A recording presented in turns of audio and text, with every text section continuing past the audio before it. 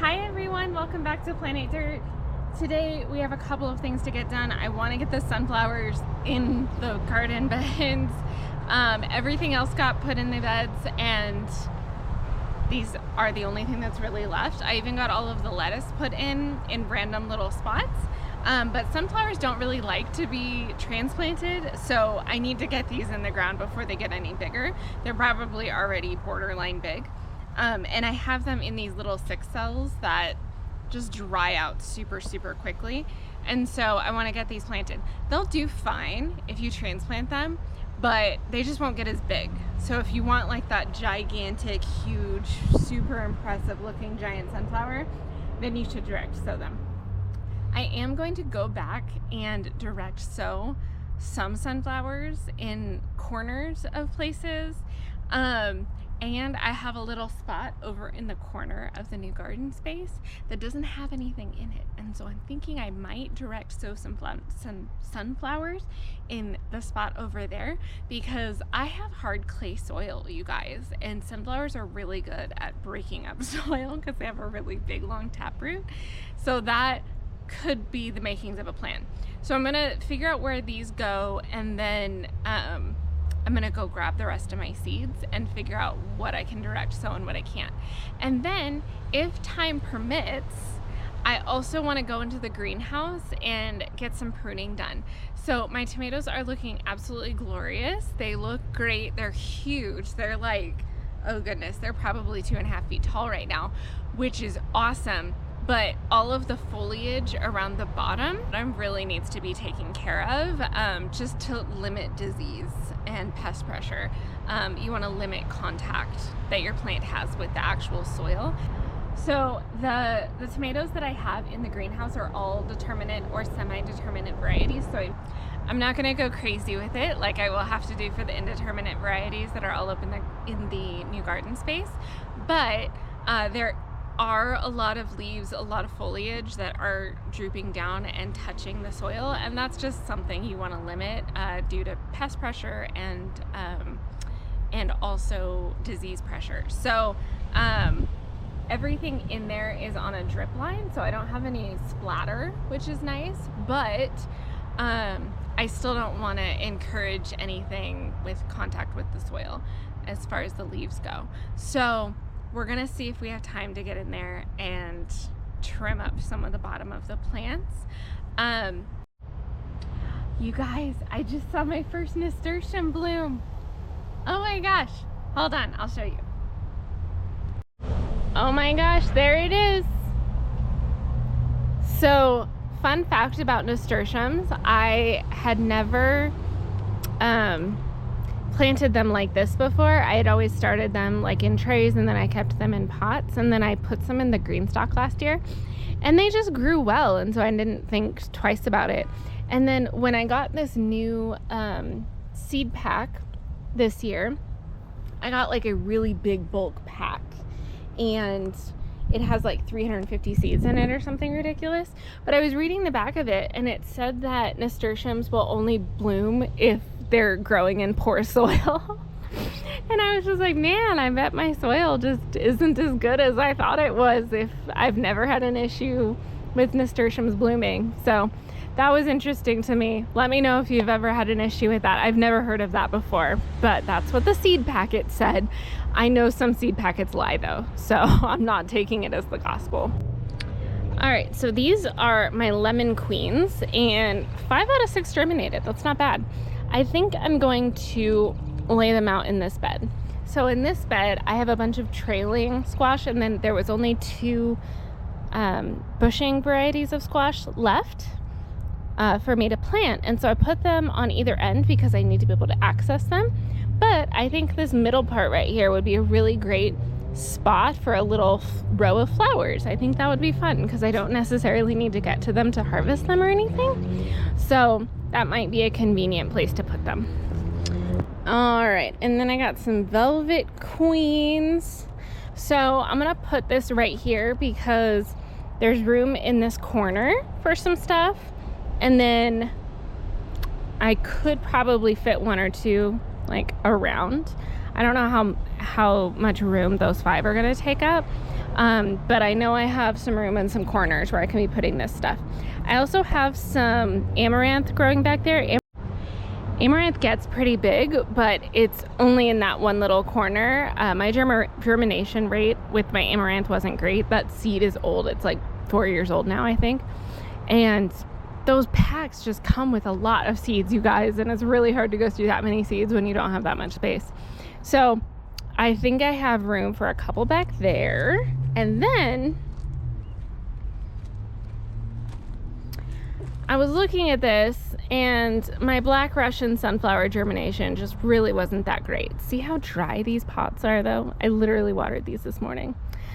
So I'm gonna have to make sure that I get my pack of Black Russian sunflower seeds and make sure to direct sow some of those, because I only have one that's doing well. This one looks pretty sad. So, all right, I'm gonna keep laying these out and then we'll see how far we get. Alrighty, I'm gonna go in with the chocolate cherry. And this is why I didn't water these in, because I want them to come out in a little clump, and I'll water them in once they're actually in the bed. So this is my strawberry bed, and I put, oh goodness, probably 10-ish plants in here, and probably 1, 2, 3, 4, 5, 6, 7, 8, 9, 10, 12, 11. So I probably put 15 in here and I can't count, but there's 11 left, which means I have some spaces in here, and so I'm just filling them in with sunflowers. This bed will fill up with runners. I'm not worried about having strawberries in this bed. Runners are going to come off of all of these plants and fill up this bed very, very quickly. But in the meantime, I can be planting flowers in here. Next year, I will not be able to do this. I keep saying that with all of my perennial spaces. But for now, that means that I can put some sunflowers in this bed. So sunflowers are like a lot of other plants, where the closer you put them together, the smaller they will stay. I'm planting these far enough apart that it won't stunt them. If anything, me starting them in these seed trays is what will stunt them if they don't get very big. So I'm okay with that. I think small sunflowers are just as pretty as big sunflowers. Although last year, I'll see if I can find a picture. Last year I had one sunflower plant that got, like, I swear it was 10, 12 feet tall. It was huge. And it was one of the Black Russians, I think, is the big giant sunflower. And so that's kind of why I'm so bummed that only one of those germinated. So I'm gonna have to go find those packs and make sure I get those out of here. Alrighty, so this bed is actually gonna get a little bit difficult to get to. I'm gonna just dig a little furrow because it's easier for me to do that from this angle. And this is why I wanted to put sunflowers here, because I know I'm not gonna be able to actually get to anything in the middle of this bed. So this is the Lemon Queen sunflower, and I think these ones, see, they're growing out the bottom. That's not good. These ones are, I think they're pretty good size. I don't actually know. I probably should have went and grabbed the seed packs. Every year I learn something new about what I should be putting on these tags when I make them. The first year I grew tomatoes, I didn't mark whether they were determinate or indeterminate, and that was a huge mistake because I didn't know what I should be pruning and what I should not be pruning. And it was very early on in my gardening journey, and so I didn't know just by the variety name if something was determinate or indeterminate. And so starting last year, I made sure that I noted on the tag whether it was a determinate variety or indeterminate, and also like color indicators. Like if something's a green tomato, I need to know that going in, right? Because if it's not gonna ripen, then I need to be able to know that I need to harvest it when it's green. So there's one green tomato in my garden this year, and it's way over there, and it literally, the name is Green Zebra. which thank goodness it says that, because I wouldn't know otherwise, because it's a new variety to me. All right, I am going in on the other side of the bed, and this variety is called Velvet Queen. And this one, I know it's a really pretty color. I don't remember how big it is at all. I'm gonna move some of that mulch over here. I don't know how big these are, you guys, but I do know that there is nothing in the middle of these beds, so not terribly worried about it. Right. Velvet Queen.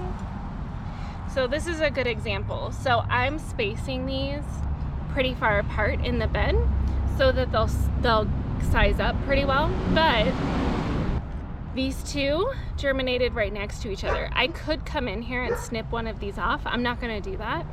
I'm just going to leave them like this, and I'm gonna put it on the end so that the one that gets the smallest is gonna be the closest to my other zucchini. All right, I think also what I'm going to do, because this is the bed with my round zucchini in it right there. This is the zucchini. I ran out of seed. I'm never going to buy this one again. And I just don't have a lot of hopes for it. And the corn is right here. So I think what I'm gonna do is this row right here, I'm going to go get my black Russian sunflowers, and I'm gonna make a row of them right here, because honestly, that's probably gonna be dead in a month because it gets attacked so bad by all of the bugs in my yard. I've never had it produce more than 1 or 2 zucchini. The zucchini itself tastes great. They get to be about that big, but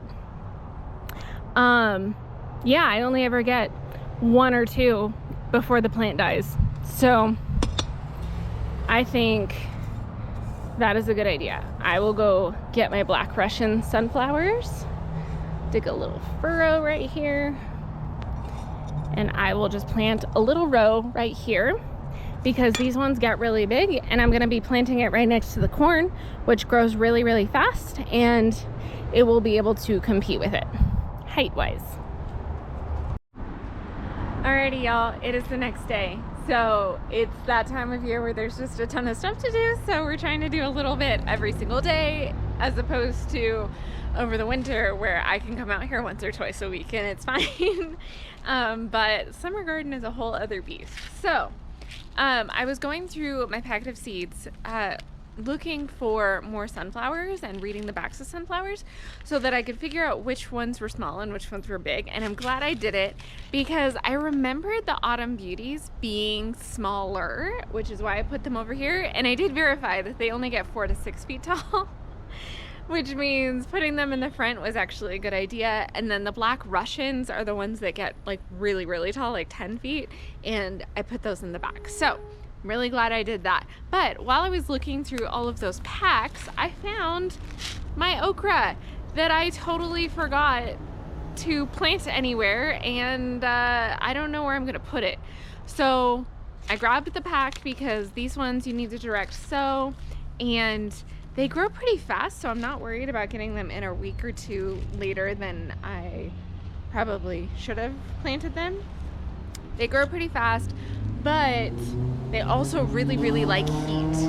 And so I'm not terribly worried about the fact that I haven't planted them out yet, because while it has been hot, like I said, it's supposed to get down to 34 degrees this weekend. So I do need to find a place to put them though. So I'm gonna think on that. So I do need to figure out where to put those, but I also found some more marigold seeds, so I'm gonna go in and sprinkle those around my tomatoes, because I did actually have one more 6 cell of marigold, so I was excited about that, but I ended up planting out here probably double what I thought I was going to be planting in the garden as far as tomatoes go, and I also did about double in the greenhouse, and so I'm just short on marigolds based on what I had calculated previously. So I'm gonna go and direct sow some of these, get them watered in, and then I need to find a place for my okra. Where do you think it should go? So okra gets pretty big, which is why I don't know where I should be putting it. So half of this bed is corn, and then I have lemon squash over here, I could put it back there since those lemon squash plants aren't really looking that great. So this is the difference in why you should be planting squash when it's still really, really small. So these ones germinated only a couple of days after these ones, and these ones got their roots significantly disturbed while they were being transplanted, and these ones didn't. So these ones look really, really good. These ones, the new growth looks okay, but I'm probably gonna chop this one off and just leave this one. But I still don't know how well those plants are gonna do. Same over here. I'm still gonna thin this one to only one plant. I'm just waiting till they grow a little bit bigger. And then with squash, because they don't like their plants disturbed, it's better if you're thinning, if you go in and snip them rather than pulling out the weaker plant. I hate doing that because it always feels bad to kill a plant. But if I leave these ones, because I don't need 4 lemon squash plants, that's a little excessive. They do produce a lot. So maybe I will just cut these ones out and maybe I'll plant some okra back here. I have some amaranth over here, but it's still pretty small and I honestly don't know if it's gonna do anything. And so this is one of the ladies that I follow. She calls it cramscaping. This is kind of what I mean when I say that I plant a lot, because I don't know what's going to do well and what isn't. And I'd rather have something do well in that space than leave something that's not doing well and just get nothing out of that area. So my corn is in that side and I don't want to get too terribly close to it. But I think I can probably get away with 1 or 2 okra plants in this space right here, because they're gonna get really tall. I don't know how wide they get. I've never grown okra before, so this is gonna be a little bit of an experiment. And then I did get my black Russian sunflowers right over here, but I still have 1 more tray of sunflowers that I need to find room for as well. So let's start with the okra. Let's get it in the ground and then we'll kind of go from there. All right, so since I've never actually planted okra before, I'm going to do the thing I never do and actually read the seed packet. So this says, best pick when 3 inches long. Plant 3 or 4 seeds every 12 inches and cover with 1 inch of soil. Oh, so they actually do need to be planted relatively deep. So an average, well-worked soil. I did hear that you can sow okra in really crappy soil and it will still do good. Maybe just for funsies, I'll go throw a couple of seeds over there in the soil where these beds used to be. All right, put one right there. I think the corn comes to about right there, so I'm gonna go at least 6 inches away from that, and then I'll make sure to put this next to a drip line so that it will get some good soil. And I am putting a couple of seeds in each hole because you never know what germination's going to be like. All right, got my okra in there. I think I am just going to snip these off. They don't look good.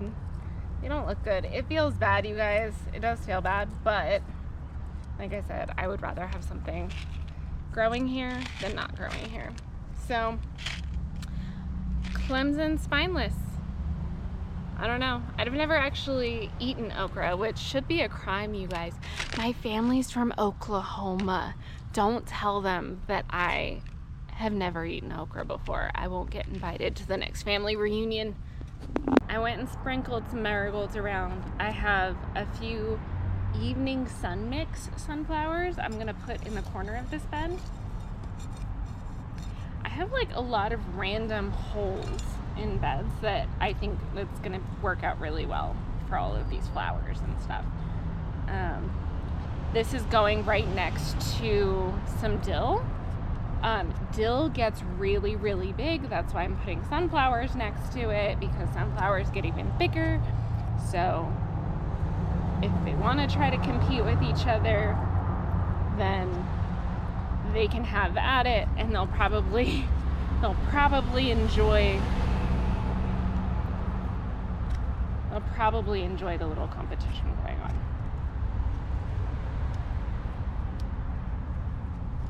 Y'all, there's random seedlings coming up in some of these beds, and I know that I didn't put any of those seedlings there. So I have been still pulling out a lot of this stupid vine that is in all of my beds.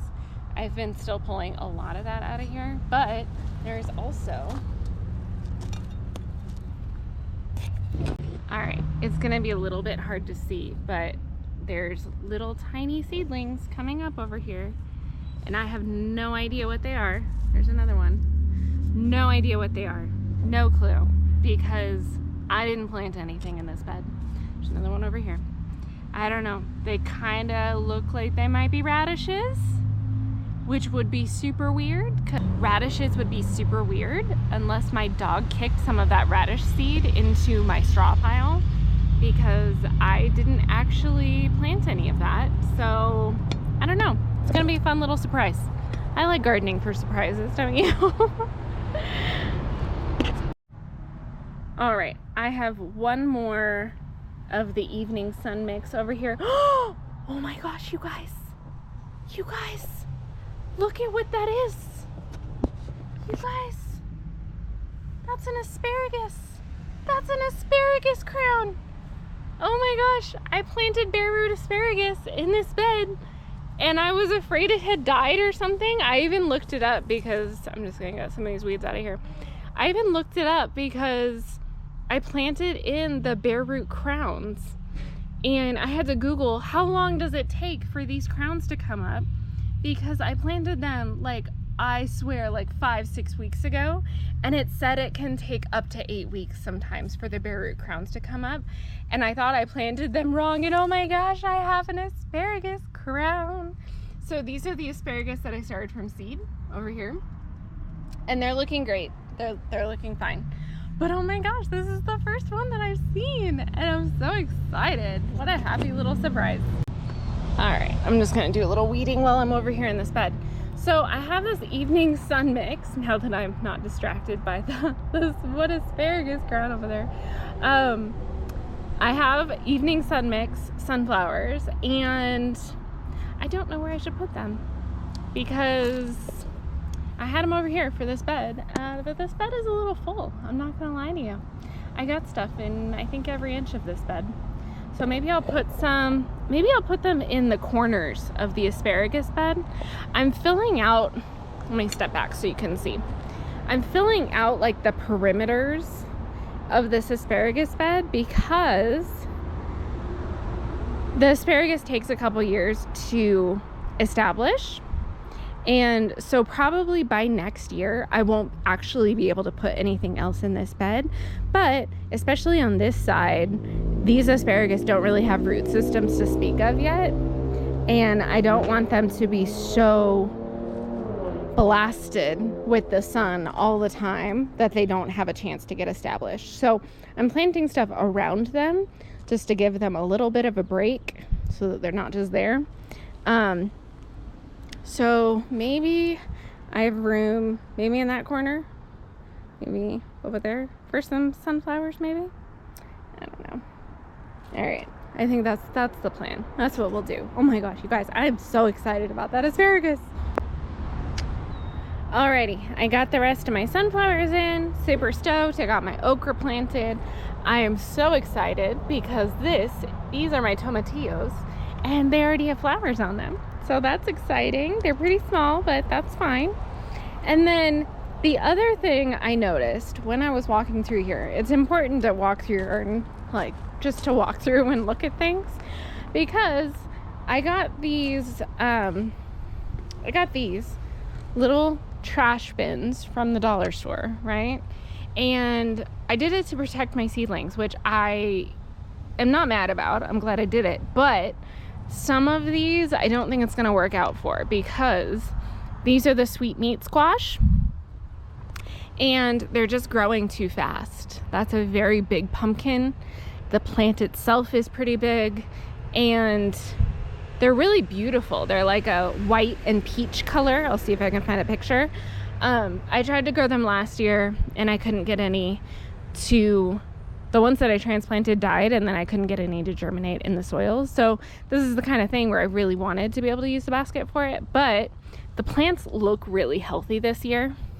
And so if I can make it through this next stupid 34-degree night in the middle of May, then those ones should be fine. But I'm gonna have to take off this basket prematurely before the other one can germinate because the plant is just way too big. So that's fine. I know I direct sowed something else that needs a little basket over it. I think I did it with this one over here. And so I'll just come over here and plop this over. But the super exciting thing about walking through the garden is that you find little surprises. So that plant is huge, and that's super exciting. But I also saw over here in this bed, I need to clean all this up, don't mind that. But I also saw over here in this bed, there are so many. This is the bed that my dog stomped all over, and I didn't think that hardly any of the beets or anything were going to germinate, and these are all beets that are coming up. So this one, I don't know if it's beet, but this one you can tell it's got a deeper color, and then right around in the little creases it's a little bit red. That one is a beet, and then these ones are radishes for reference. So these ones do not have any of the red around them. That's the only way I can tell the difference between the two. So yeah, I'm super excited. This corner has a bunch of dill in it. And then over here, I have a ton of basil. I think this is the cinnamon basil. It's looking really good. I got some Genovese basil, and then I got a bunch of flowers in the back row there. So oh, you know what? Maybe I should grab that basket and put it over this one. So some of these squash actually responded quite well to transplanting. And I think maybe I need to just do a walk around and see what did really well and what didn't, because some of them look really great, right? This golden zucchini, it looks wonderful. It was about the same size as that one when I transplanted it out. But it looks amazing still. And then this one over here, this is the Long Island cheese pumpkin. I did direct, and maybe I should move this basket too. I did direct seed a Long Island cheese pumpkin in there because I want to make sure I get one, because that's my absolute favorite tasting pumpkin. But that plant looks absolutely horrid, right? And it was the same size, transplanted the same day, and it just looks awful. So I don't know. That's kind of why I'm trying to get away from transplanting the squash, because that happens.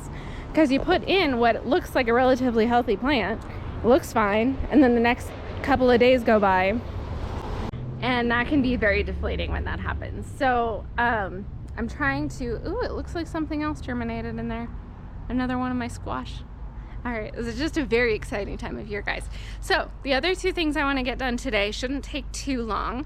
I have raspberry plants out in the front of my house that look great, and I've been wanting to have some raspberry tea for the past couple of years, and my plants just haven't really done well enough for me to harvest any leaves. So I'm gonna go get some of that, and then I'm gonna take the pruners into the greenhouse, and we're going to get all of the foliage from those tomatoes just up off the ground.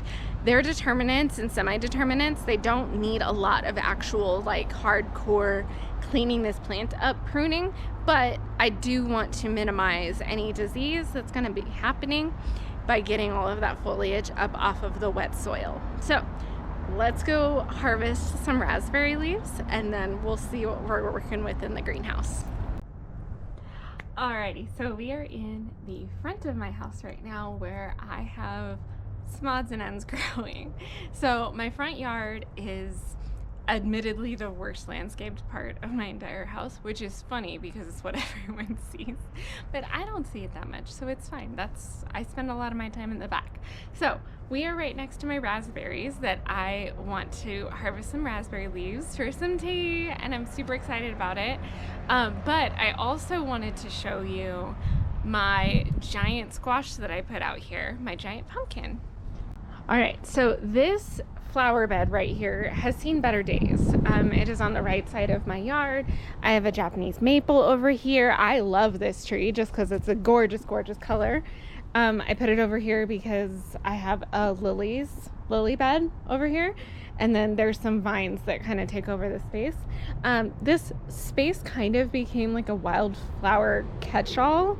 I dumped a bunch of wildflower seeds over here and it just does its thing, and I very rarely touch it.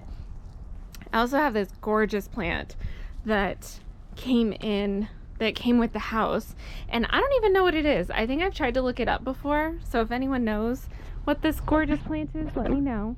But I was laughing because there's a rose that has like entangled itself.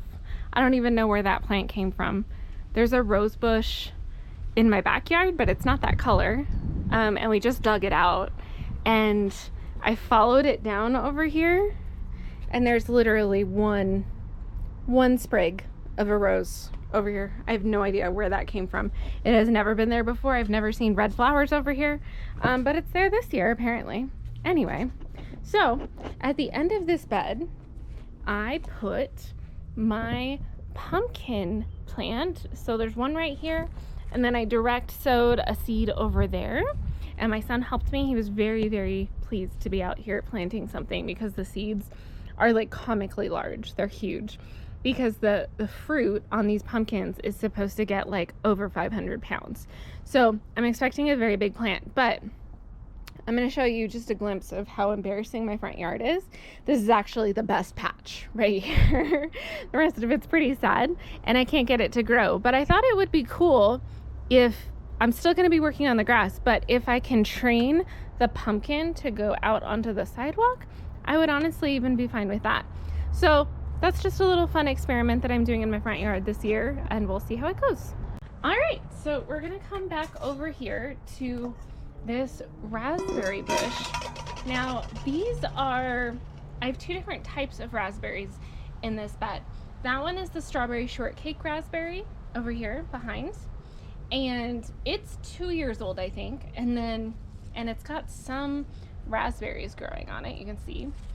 And then this one, I'm not gonna lie to you, I don't remember what kind it is because I have bought so many different types of raspberries over the years, and they just never, I don't know, they just never do well.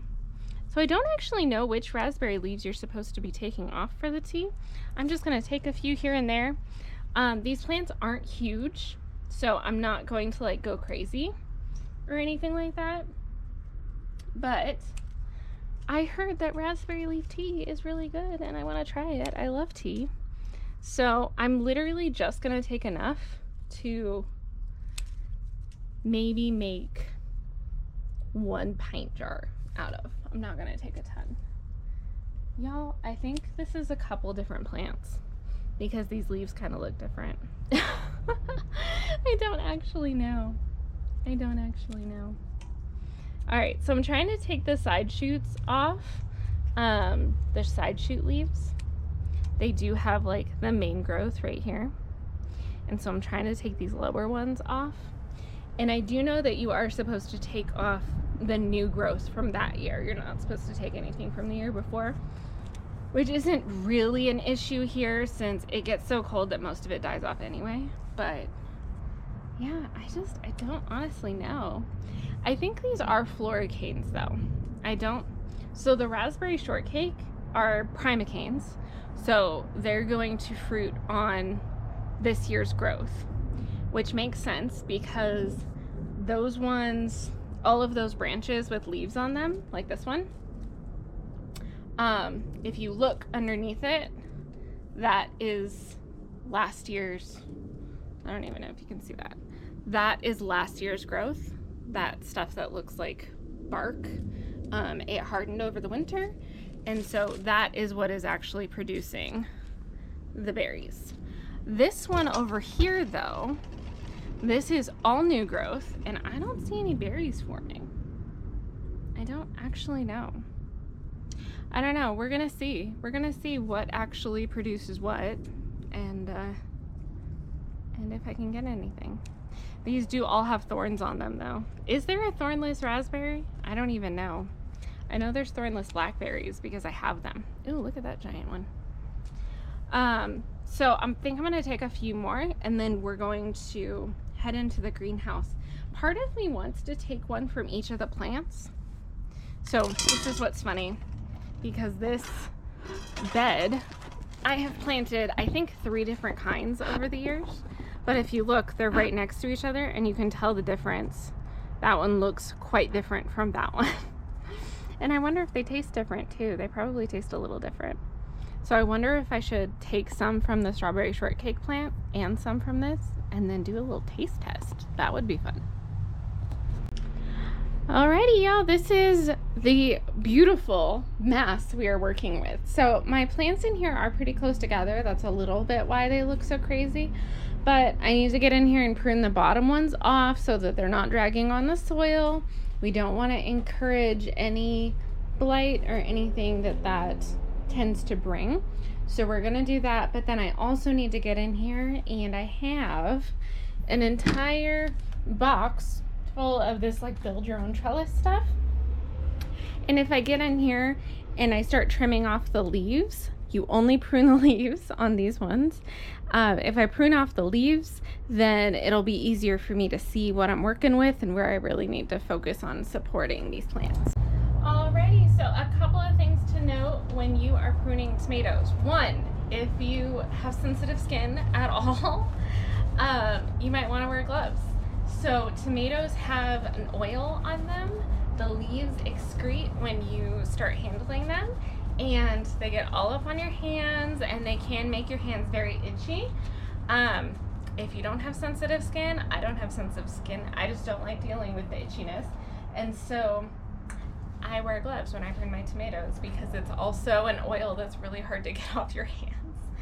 So if you don't want to be scrubbing forever, then it's just a good thing to do while pruning tomatoes. So since these are determinate varieties, I am going to only be focusing on removing the leaves. I'm going to make sure that I don't actually prune off any of the suckers, because with determinate tomato plants and semi-determinates, which are all I have growing in here, all of those suckers are what's going to produce all of your plants. If you only leave the main stem, you're only going to get like 5 tomatoes. So I'm just going to start at the bottom. I'm going to, anything that is growing downwards towards the soil, I'm just going to cut off. All right, so coming in close right here, this is kind of what I'm talking about. So this leaf is just barely big enough that it's hitting the ground, and if I snip it off, you can actually see that the bottom part that was hitting the soil was getting eaten by some kind of pest, probably the roly-polies that were in this bed. There's a lot of roly-polies in this bed. I just put some Sluggo Plus in it a couple days ago. So far I don't see any roly-polies, but the damage has already been done with a lot of the plants. So everything that I pull off of here is just gonna go into the compost pile. There are a lot of people out there who will tell you, you know, that you should just remove it and like put it in a burn pile or something like that. Burning is really, really dangerous where I live. So I try to do the least amount of burning possible. And honestly, most of the time compost bins get so hot that they're gonna kill most of the stuff that's growing in there anyway. So I don't really worry about dumping stuff like this in my compost bin, but like I said, I live in a very dry area, so fungal diseases, things like blight, don't really take off here. So I have less of an issue with that, so I can kind of get away with it. All right, so I'm just gonna keep going, and I'm going to, oh, see, this one was really obvious. So this leaf was hitting the ground, and the whole bottom part of it has been munched off and killed by something. So that's really what I want to limit. I'm not really trying to harshly prune. I'm not trying to, oh look, that one was growing up from the soil. So for this plant, This one's looking really good now. I cut off a bunch of leaves that were facing down. So all of the leaves from about, I don't know, I'd say a foot off of the ground have been cut away. So I'm gonna do the same thing with all of these other plants. When I go out into the main garden and we start our pruning with the indeterminate tomatoes out there, it is a whole other ball game. Those ones grow very, very vigorously. Oh my gosh, the cherry tomatoes, those, I cannot ever keep up with the cherry tomatoes. What I focus on doing with indeterminate tomatoes is I don't want a ton of main stems. I am not the crazy person who prunes them down to one stem, but I will make sure that there's only one stem for at least the first probably 2 feet of plant growth, so that by the time it does start making those extra stems, it's later in the season and I have less things to worry about close to the ground. And that's usually because I like to interplant a lot of other things close to my tomatoes and I need to be able to get to them. So once they're tall enough to be able to branch out above where those other plants are growing, I'm a little more likely to just let it go. Also, it's hard to remember to prune every couple of weeks when you get to like mid-July. It's at the point where everything's hot, there's a lot of things being harvested all the time, and you just kind of have less time. And so that's one of the things that kind of goes onto the back burner in my garden. But on the early end of the season, I do try to make it a priority so that I'm suffering a little less later on. So I'm gonna just go down the line and get all of these tomato plants pruned just like this first plant so that I can go back in with my build your own trellis and make sure that they are well supported.